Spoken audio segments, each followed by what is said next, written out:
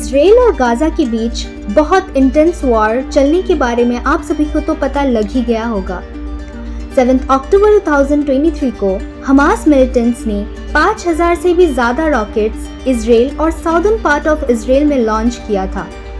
Israeli prime minister Benjamin Netanyahu ने ये कहा कि we are at war and we will win it. ये वॉर 2021 से ही वर्स्ट रहा है, लेकिन इसकी शुरुआत एक बहुत कॉम्प्लेक्स एंड बिटर कॉन्फ्लिक्ट है जो कि सीधा जाकर पहुंचती है फर्स्ट वर्ल्ड वॉर के दौरान।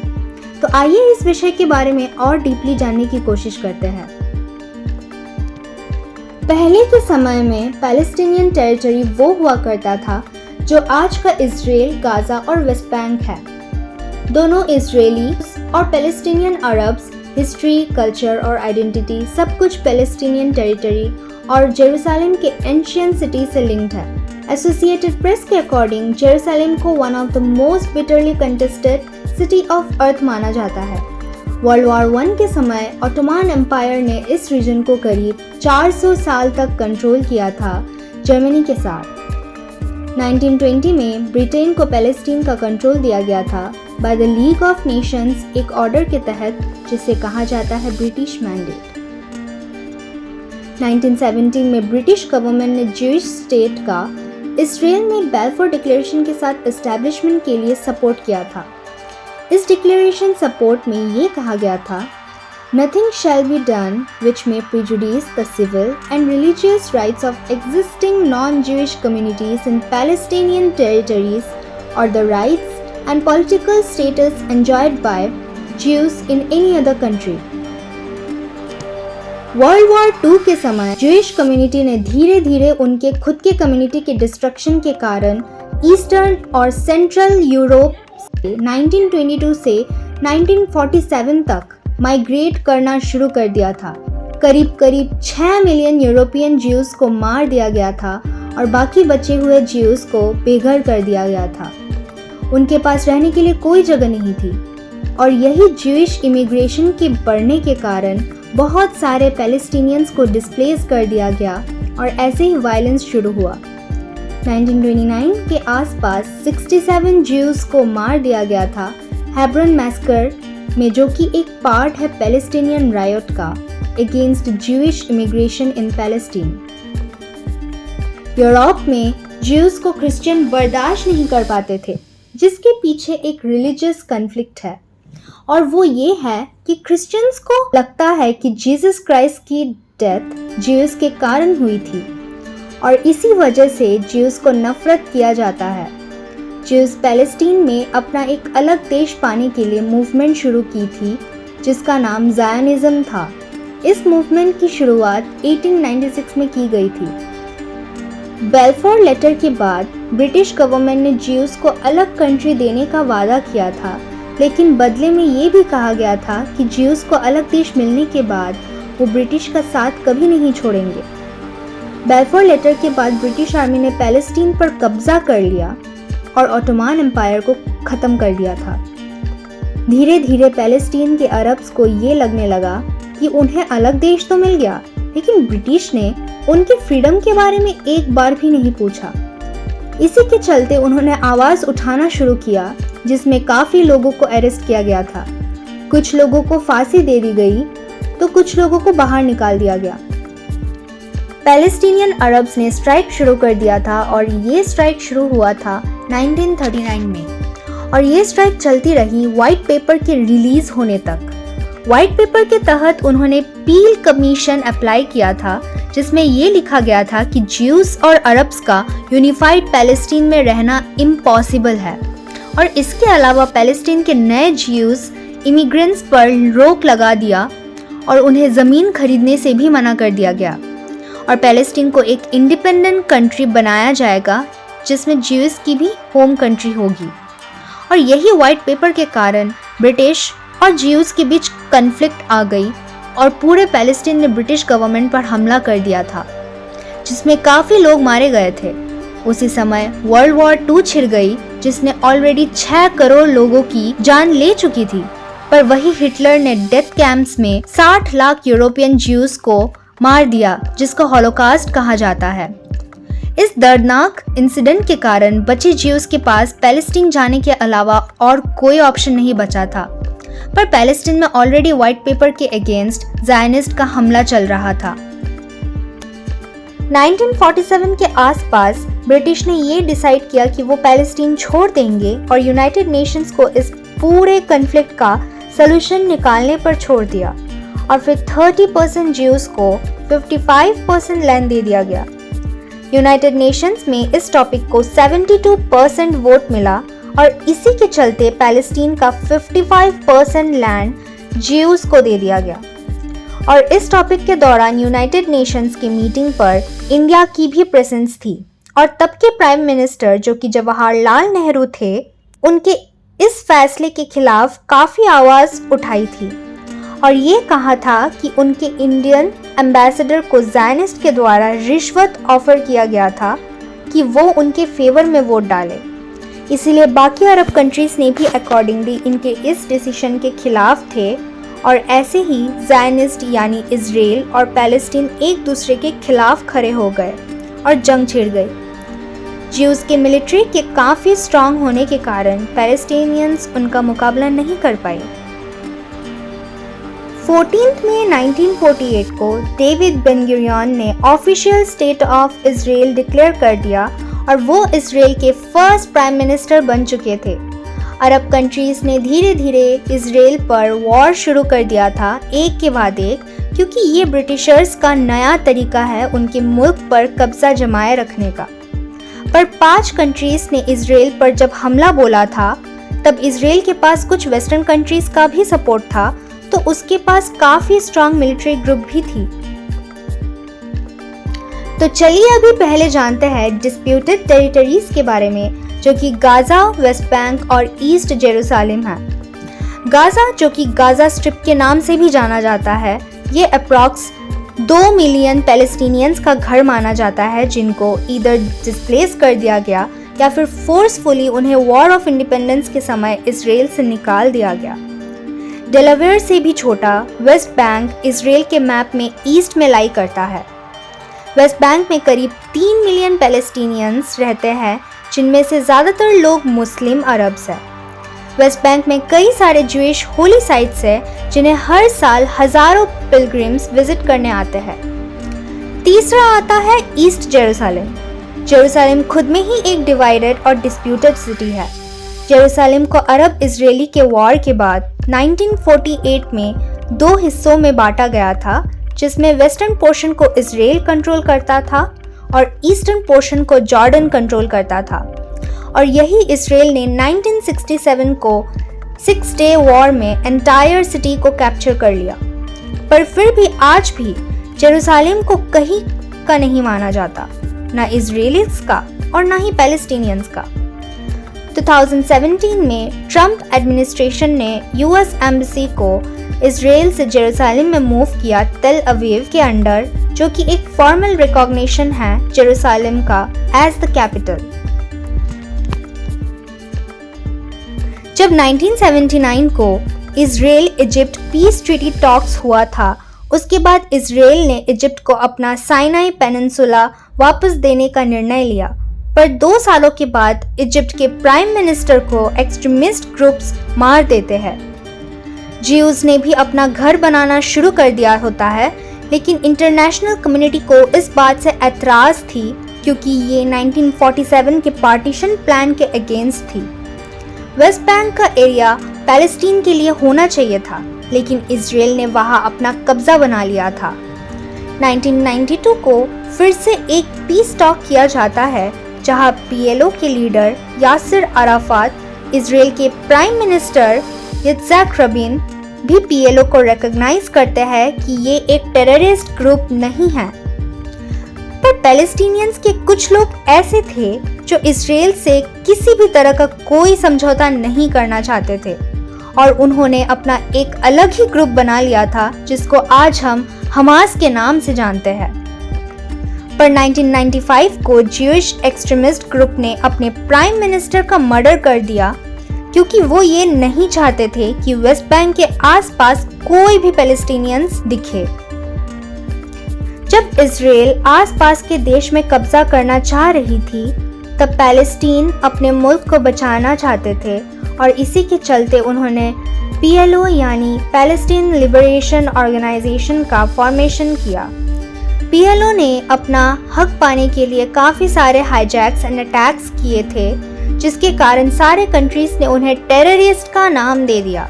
पर यही कुछ ऐसे कंट्रीज भी थे जो उन्हें सिर्फ रिवॉल्यूशनिस्ट समझते थे। उसके बाद 26 मार्च 1979 को इजिप्ट और इजराइल का पीस टॉक्स हेल्ड किया जाता है, जिसमें इजिप्ट पहले अरब कंट्री बनती इजराइल को ऑफिशियल रिकॉग्निशन देने के लिए। ये तो आपका हिस्ट्री हो गया। पर अभी इस समय जो वहाँ वॉर चल रहा है इजराइल हमास का, उसमें कौन सही है कौन गलत है, तो चलिए जानते हैं। The Israeli military has reported that the number of people known to be abducted by Hamas has risen to 199. It's thought most of the hostages, including elderly and children, were taken to Gaza, but there are few details on their plight. We have breaking news out of Israel this morning where Hamas has launched a surprise attack within Israel's borders overnight. First launching rockets from the Gaza Strip, then sending militants into the streets of the southern part of Israel. Hundreds of people have been injured, several have been killed, but that number could be much higher. You are looking at live pictures there. Hamas largest Palestinian militant group है जिन्होंने recently अभी Israeli city में Gaza से rocket fire किया था। Hamas का origin हुआ 1987 में पहले पैलेस्टीनियन अपराइजिंग के दौरान इजरायली ऑक्यूपेशन ऑफ गाजा और वेस्ट बैंक के खिलाफ, और 2006 में विनिंग इलेक्शन के समय से इन्होंने गाजा को कंट्रोल में रखा है। हमास इजराइल की डिस्ट्रक्शन के टुवर्ड्स कमिटेड है और इसे US, UK और बाकी नेशंस के द्वारा एक टेररिस्ट ग्रुप माना जाता है। इजराइल में जब हमास ने गाजा से रॉकेट्स फायर किए, तब कुछ रॉकेट्स ने इजराइल के आयरन डोम सिस्टम ने संभाल लिया, लेकिन एक साथ 20 मिनट के अंदर करीब 5000 से भी ज़्यादा रॉकेट्स फायर किए जाने पर आयरन डोम सिस्टम भी फेल हो गया। हमास ने एयर स्ट्राइक के साथ साथ ज़मीन और समुद्र से भी इजराइल में हमला किया था। हजारों की संख्या में लोग मारे गए और बहुत सारे इंजर्ड भी। जनरली IDF यानी इजराइल डिफेंस फोर्सेस इजराइल के 3 आर्म्ड फोर्सेस से बना है, इंक्लूडिंग आर्मी, नेवी और एयरफोर्स। इसके अलावा इजराइल के पास दुनिया का सबसे स्ट्रॉन्गेस्ट डिफेंस फोर्स सिस्टम है, जिसे आयरन डोम सिस्टम कहा जाता है। इसे दुनिया का one of the strongest and best defence force system भी माना जाता है। जब रॉकेट्स फायर किए जाते हैं, तब ये आयरन डोम सिस्टम अपना लेटेस्ट मिलिट्री टेक्नोलॉजी का इस्तेमाल करके उन रॉकेट्स को इंटरसेप्ट करता है और हवा में ही डिस्ट्रॉय कर देता है। काफ़ी सारे लोगों को हॉस्टेज बनाया गया और इजराइल ने रिस्पॉन्स में स्टेट ऑफ वॉर डिक्लेयर कर दिया। बेलफोर डिक्लेरेशन के कारण ऐसा होने वाला कॉन्फ्लिक्ट अगले 100 साल तक चलता रहेगा, इसके बारे में किसी को नहीं पता था। Prime minister Narendra Modi actually पहले इंडियन प्राइम मिनिस्टर है जिन्होंने पैलेस्टीन को विजिट किया है, और उन्होंने अभी हाल ही में इजराइल हमास के अटैक होने पर इजराइल को सॉलिट्यूड ग्रांट किया। पर हमास जो कर रहा है आज, वो सिर्फ आतंक ही है, क्योंकि उन्होंने बहुत सारे औरतों, बच्चे और सिविलियंस के साथ जो किया है वो गलत है। हमास को एक टेररिस्ट ग्रुप का डेजिग्नेशन दे दिया गया है, और इजराइल एक ऐसा देश है जिसके पास पावर्स है, पर उन्हीं पावर्स को ढंग से इस्तेमाल करना आना चाहिए। इजराइल में किए गए हमास द्वारा अटैक का जवाब इजराइल ने अटैक से देने का निर्णय लिया। हमास के सरप्राइज अटैक के बाद इजराइल ने ऑपरेशन आयरन स्वर्ड्स लॉन्च किया, जिसमें इजराइल डिफेंस फोर्सेस यानी IDF ने गाजा स्ट्रिप के हमास टारगेट्स पर अटैक शुरू कर दिया। उन्होंने ड्रोन स्ट्राइक्स भी लॉन्च किए और इजराइल के एनर्जी मिनिस्टर ने ऑर्डर साइन किया कि गाजा में इजराइल के थ्रू जो पावर सप्लाई की जाती है वो काट दिया जाए। रिवेंज में इजराइल ने अब तक 6000 से भी ज़्यादा रॉकेट्स फायर किए, जिसकी वजह से गाजा में अब कुछ भी नहीं बचा है, और IDF गाजा में घुस के हमास मिलिटेंट्स को मार रही है।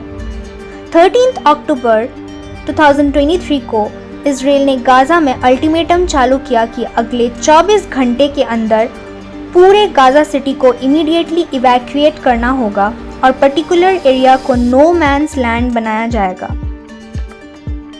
पर हमास मिलिटेंट्स ने एक अंडरग्राउंड टनल में अपना क्वार्टर्स बनाकर रखा है, प्लस वेपन भी स्टोरेज कर रखा है, तो हमास मिलिटेंट्स पूरा सेफ है।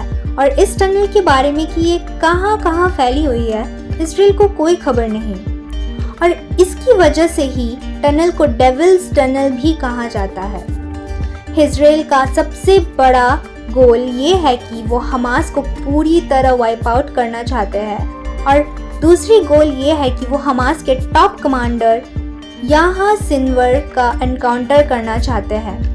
मोसाद ने infamous Mohsen Fakhrizadeh, the father of Iran's nuclear programme, उन्होंने अपने देश में ही बैठ के 1000 किलोमीटर दूर एक AI assisted remote control killing machine से मोहसिन का मर्डर कर दिया था।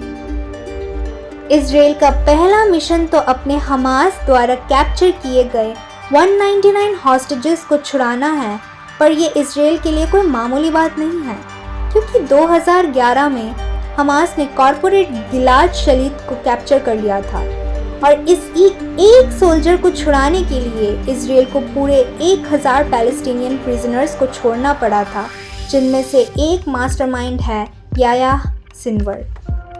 याह्या सिनवर आज के 7 अक्टूबर 2023 के इजरायली अटैक का मास्टरमाइंड है, और इजराइल में एक इंटरनेशनल प्रेशर कंटिन्यूसली बना रहेगा, क्योंकि उन हॉस्टेजेस में जिनको हमास ने अभी कैप्चर करके रखा हुआ है, उनमें इजरायली सिविलियंस के साथ साथ दूसरे देशों के भी सिविलियंस मौजूद हैं, जो कि इजराइल के अलाइज हैं। हमास के पास इजराइल के अगेंस्ट एक सबसे बड़ा वेपन है, जो कि डेविल्स टनल है, जो कि पूरे गाजा में फैली हुई है। और इन अंडरग्राउंड टनल्स में storage rooms, food supplies, generators सब कुछ है, और ये टनल करीब 500 किलोमीटर तक फैला हुआ है। ये टनल आम तौर पर नॉर्मल बॉम्ब से डिस्ट्रॉय नहीं होने वाले, इसलिए इजराइल इसको डिस्ट्रॉय करने के लिए यूएस के बंकर बस्टर बॉम्ब्स यानी GBU-28 का इस्तेमाल कर सकते हैं। ये बॉम्ब्स का पहला यूज सेकेंड वर्ल्ड वॉर के दौरान यूके ने किया था, और ये इतने ज़्यादा पावरफुल होते हैं कि इन्हें अर्थक्वेक बॉम्ब्स भी बुलाया जाता है। जनरली गाजा को कुछ कंट्रीज से फंडिंग एंड एड्स मिला करते थे, लेकिन 7 अक्टूबर के बाद डेनमार्क ने $13 मिलियन, स्वीडन ने $5 मिलियन, जर्मनी ने $131 मिलियन और ऑस्ट्रिया ने $20 मिलियन की फंडिंग इमीडिएटली बंद कर दी। कुछ इजरायली डिप्लोमेट्स ने ये कहा कि गाजा को इन्वेड करने के बाद इजराइल वेस्ट बैंक में पैलेस्टीनियन अथॉरिटी को गाजा का कंट्रोल दे देंगे। इससे उन्हें हमास का रीबर्थ का चिंता नहीं रहेगा। हमास और पैलेस्टीनियन अथॉरिटी का पहले से ही नहीं बनता था, क्योंकि उन्होंने पैलेस्टीनियन अथॉरिटी को गाजा से भगाकर पूरा कंट्रोल ले लिया था। 7 अक्टूबर 2023 के बाद पैलेस्टीनियन अथॉरिटी के प्रेसिडेंट महमूद अब्बास ने ये कहा कि ये वॉर इजराइल का सिर्फ हमास के साथ है, ना ही पैलेस्टीनियंस के साथ। हमास पैलेस्टीनियंस को रिप्रेजेंट नहीं करता। पैलेस्टीनियंस को रिप्रेजेंट करने वाला सिर्फ पैलेस्टीनियन अथॉरिटी ही है। गाजा की इन्वेशन के लिए उनके सीनियर ऑफिसर ने ऑफिशियली ये बोला कि गाजा इन्वेशन में उनको करीब 18 महीने लगेगा। मोसाद का गाजा में डेडिकेटेड यूनिट भी बनाया गया है, जो हमास में रहकर IDF को इंफॉर्मेशन पहुंचा रही है। कहा जाता है कि हमास ने ईरान के साथ मिलकर इजराइल में किए गए अटैक की प्लानिंग पिछले 6 महीने से कर रखी थी। तो अब ये ऑपरेशन सक्सेसफुल होगा कि नहीं, ये सिर्फ समय ही बता सकती है। हे दोस्तों, thank you for watching this video till the end.